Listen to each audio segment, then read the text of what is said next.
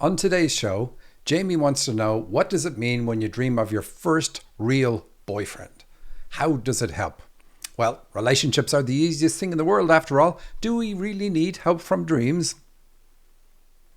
Meanwhile, Anna's looking at the stars in a dream that tells her the exact writing style that she needs to adopt. Stay tuned to find out what they learned about themselves in their dreams.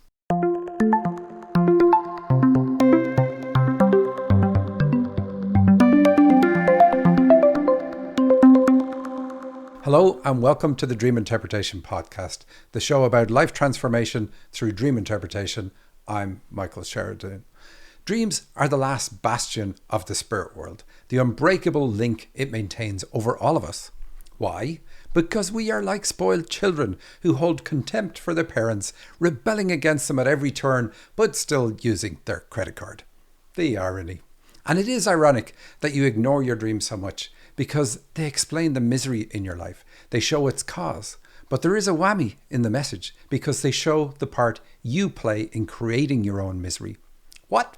I'd rather it was all someone else's fault. I want them to have to change, not me. I'm perfectly good the way I am, you bloody do-gooder.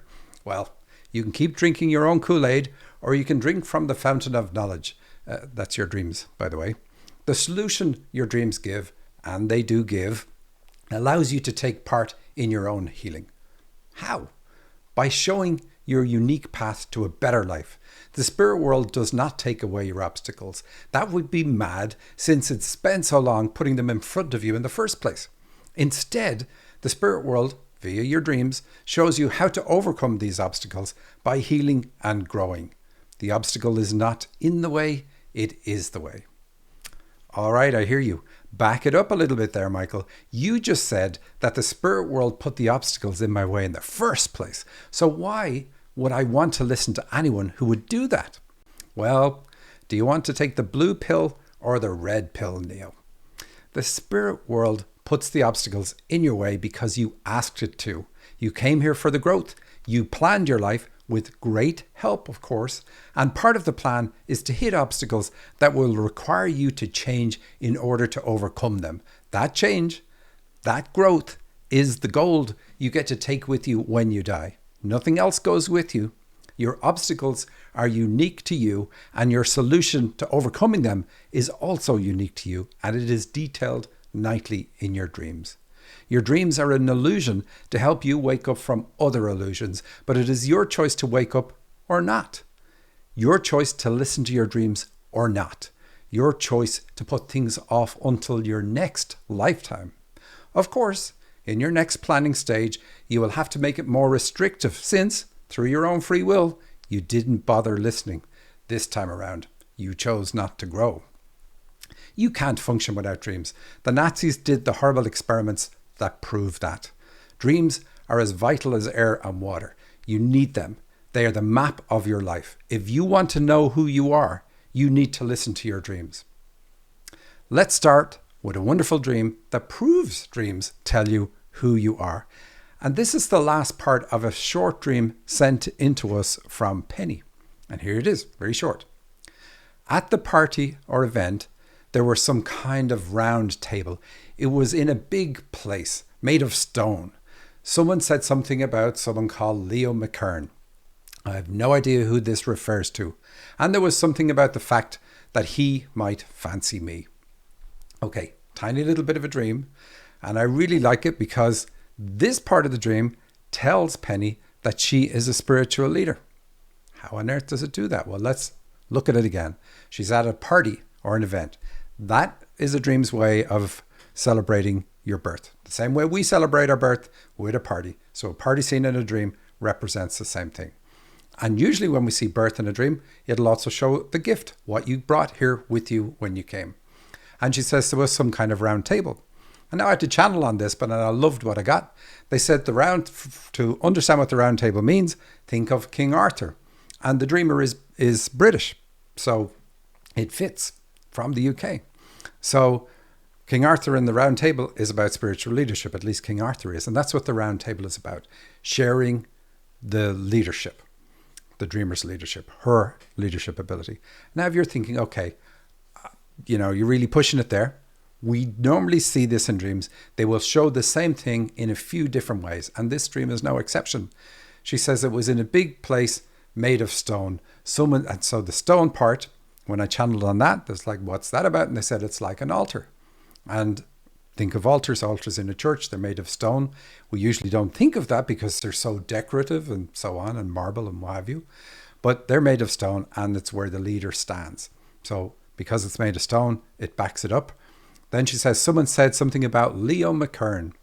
And if you have my book, and I certainly hope you have my book, I explain that long barrel names like Leo McKern are indicative of having a leadership ability. It's like you've accumulated knowledge over lifetimes, and all these names all added up together demonstrate that you have this knowledge and that you can then share with people. Anyway, that part doesn't matter because it's so easy if we look at Leo. And remember, the dreamer doesn't know the name. They don't know the person at all. Leo is the lion in the constellations and represents leadership again, with lions being the king of the jungle, king being leader. So we have several ways that this dream says that the dreamer is a spiritual leader. We have the round table, referencing to King Arthur. We have the stone, the fact that it's a stone table, like an altar, referencing it, another reference to it. And then Leo, another reference to it. And then the long name being another reference. Of course, this dreamer is going to have lots of other things that show it. But this is just lovely and concise how this does it.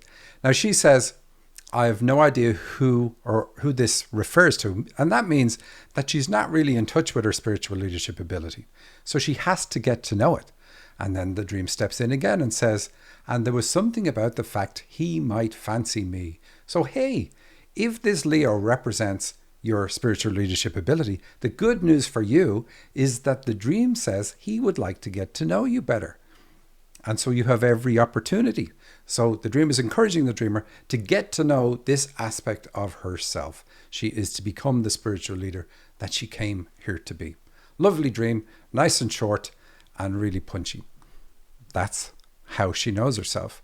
Now, there's going to be other things in the dream because we see the birth.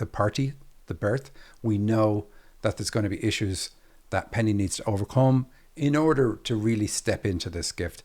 And I've said on many dreams before, and many shows before, that everything really comes down to a balance between masculine and feminine energy. And spiritual leadership is a feminine energy gift. So it's most likely she's going to have to work on issues around mom. But we see the guy Leo in the dream as a male. So there's also other things there. Very likely it's about confidence, having the confidence to step up and use the gift as opposed to the gift itself. So there's going to be a mix. And they're the obstacles for Penny. One of them will be bigger than the other. A lot of the time our dreams show us an issue that awareness is enough for us to overcome. We can see what it is and go, oh, that's all it is. I won't bother letting that distract me anymore. And we just are able to do it. So when Penny deals with the big issue, she's going to get the growth that she needs for that. And then she's going to be much better at using her gift. So it's always two sides to it. You've got the gift. You need to do something in order to really bring it in strong and start helping other people with it. Let's move on. Here's a dream from Anne, and it's called Stars in My Eyes. And this is the dream I said where she dreams of stars in her eyes, or looking at stars, and it's all about how she is meant to write. She knows she has a writing gift, but she doesn't know exactly how to use it. And the dream shows both her issues and what she needs to overcome because of the issues and the solution to those. It's really, really cool that way. So here's the dream. She says, I'm at a weekend conference where we all sleep together in one big room at night. Okay, it's a kind of a long dream, so I'm going to stop it and just do it as we read through the dream. So conferences and dreams are about our planning stage of our life. Like when we get together with our guides and say, this is my issue, this is what I need to overcome, how am I going to do it? Let's plan it all out. And so they're really good dreams because they show the issues that you came here to work on, the biggest issues, because obviously they're key in the planning stage. So anyway, that's what the conference is about. She says, though, we're all going to sleep together in one big room at night. So the nighttime tells us that she doesn't really see the solution to this writing gift. Now, I know it's writing. We'll see it in the next sentence. but I already know that, so we're going to apply to that. She doesn't see the solution because nighttime, there's no light at nighttime. She says we're all going to sleep together, and sleeping isn't a good thing in a dream. We always really want to wake up in a dream, because sleeping is about, you haven't woken this gift up. That's the best way to put it. So she needs to wake it up. She says, my sister and her friend Amy are also attending the conference. Both my sister and Amy are authors. Perfect. And she says, Amy has become a family friend. And that's even better in the dream. So we have two authors, so we know it's about Anne being an author. That's definitely what this dream is about. And she's had it in many other dreams, but she's never acted on it yet because she doesn't really see how she's going to do that. But now she does, because we've had the conversation. She said, the room we were in is large with beds on the floor. There is a part of the dream that I can't quite remember. I'm on the floor crawling, trying to find something important. Okay, when do we crawl in life? Well, we crawl as an infant. So this is where the dream is bringing her back to, looking at something that occurred when she was an infant, a rugrat. And of course, the people who are important to us in our lives, the ones that impact us, are mom and dad at that stage. So it's going to be about that. She says the room has one low wall with an open space like a window with no glass. Well, it's okay that it has no glass. It's still a window. Still means the same thing. It lets the light in. So her writing gift works through her intuition, which is feminine energy. Works through feminine energy. Writing indeed is a feminine energy gift. And so that's why we have the two women who are writers in the dream also show up, because that's how it's going to work for her. The room opens directly to a small, flat, grassy area that leads to a long, low hill that covers as far as I can see. So the grassy area is about the heart, feminine energy again. And that's where she needs to get into that in order to use this gift. She said, I looked up to see the night sky. The evening sky is vibrant dark blue, filled with bright stars. We're all looking out the window at the stars. Okay, so that's really good. So again, the emphasis is on the stars in the dream, but it is nighttime. So it's about finding a solution that I can see. And stars represent goals. And anything up high is like a higher goal, a higher, something that you should really aspire to achieve. And so it's all about asking her to aspire or look up to using her gift. The dark blue is about having a negative philosophy around this. So she has a kind of a negative view of this writing gift. In the middle of the landscape, on the hill, there is a dark, shadowy object. Ooh. At first, it looks like a rather ominous, shrouded man. And so when I channeled on that for her, I got that her dad was imposing. There were a few other things, but really that's the one that stands out. He was imposing. And so this is something she needs to overcome. She doesn't think it would be okay for her to tell people what they need to do, because she had a father who was like that, who was super critical, would tell you this is how you need to do things and not let you away with doing things any other way. And so she doesn't like that. She doesn't like that maybe she would have to do that for other people. So this has to be overcome. Need to work on the issues around dad.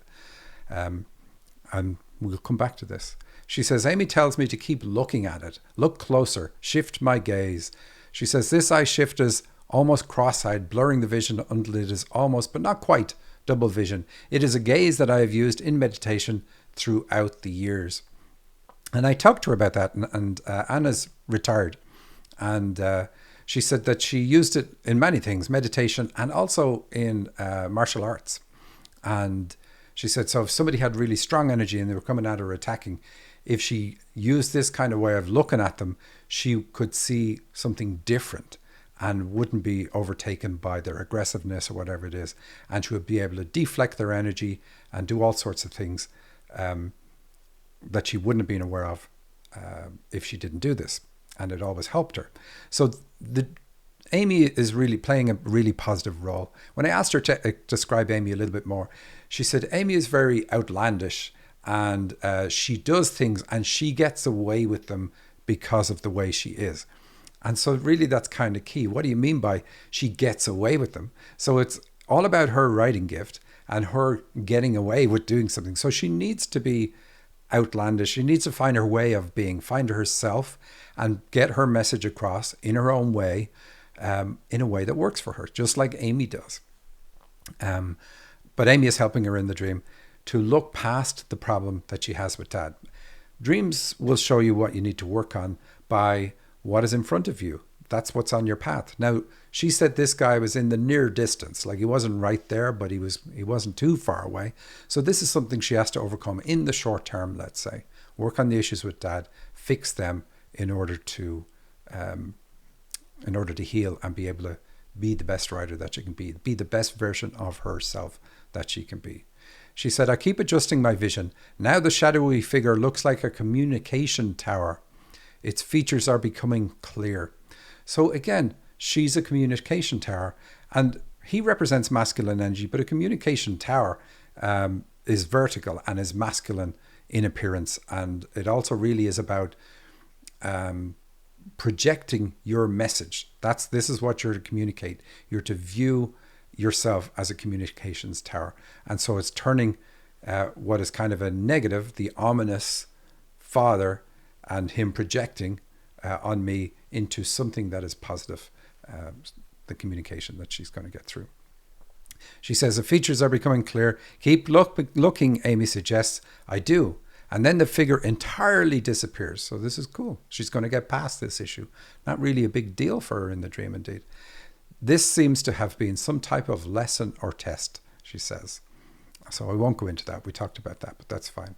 She says, I lie down on my bed on the floor and close my eyes. I can see all of the stars that were in the sky.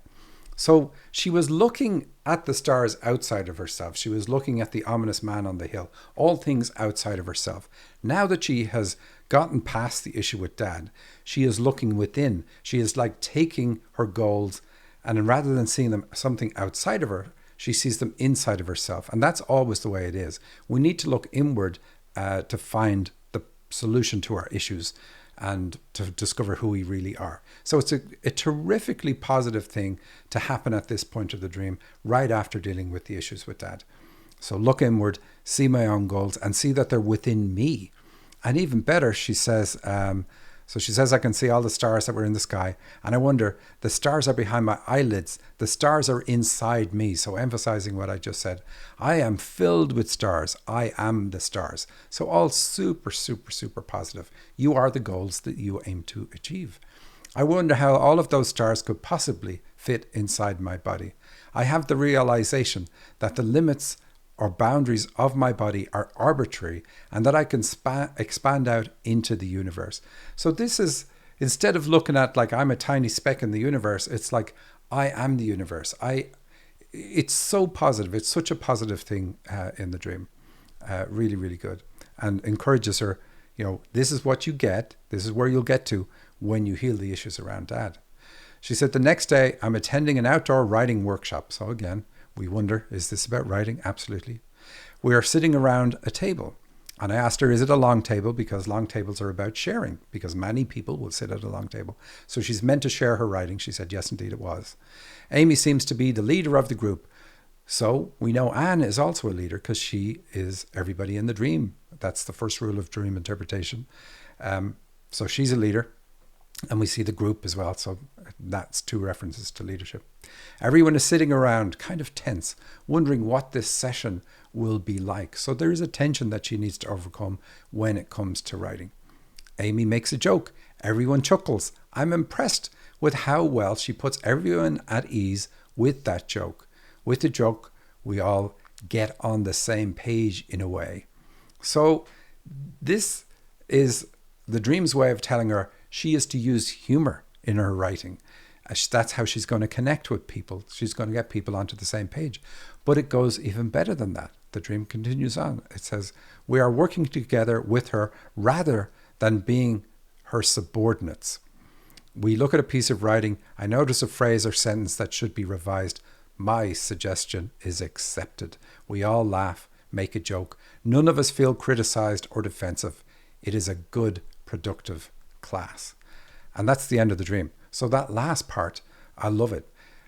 We are all working together with her rather than being her subordinates. No one's being criticized or defensive. So it's like the writing style that Anne is to use is she's to bring people along on the journey with her. She's not going to be talking down to people, looking down her nose at people or anything like that. She's going on the journey with them. Nobody is a subordinate.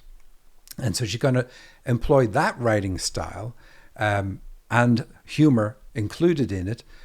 And that's going to allow her to overcome the whole fear she has of being imposing in her writing style. Because obviously you're not imposing if you're going on the journey with the reader. You're bringing them with you. You're not lecturing them in any way, etc., etc., etc. And Anne has a huge amount of knowledge to impart. I would love to read her books because she has special insights into how to work with kids. And that's when we pick up our biggest issues when we're kids. And that's what her dream says. She has to work on the issues she picked up from dad from the time she was crawling. We always seem to think that kids don't know what's going on at that age, but kids do. So it's that age and older. Anyway, very good dream.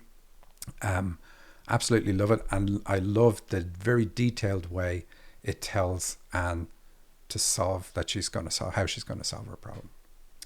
So let's move on again. We have 2 dreams from Jaime. I don't know if I'm going to get to 2, but we have 2. They're about relationships. And we know that they're the easiest dream in the world to ever figure out the subject matter from. If your partner's in a dream, it's about your relationship. So here's Jamie's dream. She says, Matt, my ex/first real boyfriend, long-term relationship. Real boyfriend? But also sort of felt like who I am dating now. He was sitting outside on the ground, on the green grass, on a bit of a hill. She says, with Amanda Poling, and I can include the name, I often change names, but with Amanda Poling. She says, someone I went to school with, but I have no idea what she would represent. I have no opinion of her. I walked up to them and started talking, and Matt said, oh, you seem okay. I said, what? Did you not think I was going to be over you 10 years later? I was getting my shoes from him. They were New Balance walking shoes. They were white with tubular lines of navy and maybe a little yellow on the shoe as well. There was also a pair of No Nonsense, and she says that's a brand, of socks in the shoes. Okay, so dreaming of her first boyfriend, but also feels like her current boyfriend. So why would you do that? Why would you dream of your first boyfriend? Very simple. It's about, first of all, not being over your first boyfriend. It's like I trawl all my past relationships and I'm dragging something in this trawler net with me. And I need to realize I'm doing that and I need to let these things go. So the dream is going to be about that in some way, but it's also going to say, how did you approach your first real, because she says real, long-term relationship? That's how you need to approach your current relationship, because the guy in the dream reminds you of your current partner. And so usually what happens is we will have gone through issues. Maybe we will have been with somebody who cheats. And then we hold back a little bit of ourselves. And we're saying, like, is my current partner going to cheat on me? I don't trust him. Like the way I would have trusted my first partner when I started off with him. I trusted him and then got burned. I will start off careful and wily and aware of the way the world really is. But really what that means is that we're holding ourselves back in some way. So the dream says, get into this relationship the same as if it was your first relationship. Don't bring any of the baggage. Anyway, she says she was sitting outside on the ground on a green grass, bit of a hill. And I said, okay, was he sitting on the hill, like down from the hill a bit, like behind him, there's the crest of the hill? And she said, yeah, but it wasn't far from the top of the hill. It would have just taken one step and you're at the top of the hill. So this says this is what she needs to overcome. Being at the top of the hill means I have now dealt with all my past relationship stuff. But she's not there, or Matt isn't there, but he's only one step away. It's very easily done. So this is really good. And then what about Amanda Poling? So we know the grass and all that is about the heart and emotions, emotional well-being and so on. Amanda Poling has the name man in it, Amanda. And then Poling is a masculine energy symbol, or a pole is a masculine energy symbol. So it's saying that when it comes to dreams, she's not, or to relationships, she's not really good at being herself. She changes, and she needs to figure out how to remain herself. And that's all due to issues with dad. she had to change in order to please dad, and was never really allowed to be herself around her father, and this then impacts her in relationships. But we see that here. But she says it was someone I went to school with, no idea. So it's only about the name. It's only the pun in the name that I'm too masculine when it comes to relationships. So what else does Jamie say? She says, I walked up to them and started talking, and Matt said, oh, you seem okay. I said, what? Did you not think I was going to be over you 10 years later? So 10 is really good. 10's about completion, and it's about the need for her to get over that relationship. We know she isn't, or she wouldn't have this dream. That's just how it works. And she could argue with me a little bit on that, but not when you see the next sentence. She says, I was getting my shoes from him. So all these years he's had your shoes. Shoes are about moving forward. In this case, moving forward in the relationship. Shoes or anything that come in pairs is often about relationships too, especially socks. And we see socks later on in the dream. Why? Because you have to match them. And it's like, am I matched with my partner? Are we a good match? That's really what it's about. So she's getting the shoes, and they were New Balance walking shoes. So this is really cool. So she's going to go forward in her relationships in a new and balanced way. Super. And they were white with tubular line of navy and maybe a little yellow. So the white actually heals those other colors. Negative philosophy of life is what the navy's about, and the yellow is about fears. But they're only little strips, and so the white really overrides them, and it's healing. So that's the little step that she has to take. She says there was also a pair of no nonsense socks in the shoes. And the no nonsense here is positive, because everything else just preceding it is positive. So it's like, I now understand my boundaries in a relationship, and I'm not going to allow myself to be other than who I am in relationships. I said we probably wouldn't get to the next one, and we're not going to get to the next one. I will maybe cover it next week. But there we go. That's my show for this week. I do hope you enjoyed it. Do get on my list. Go to dream-analysis.com. Sign up to get my free dream dictionary there, and you'll be on my email list to find out about all sorts of good things and offers that I have going on all the time. Take care. See you next week.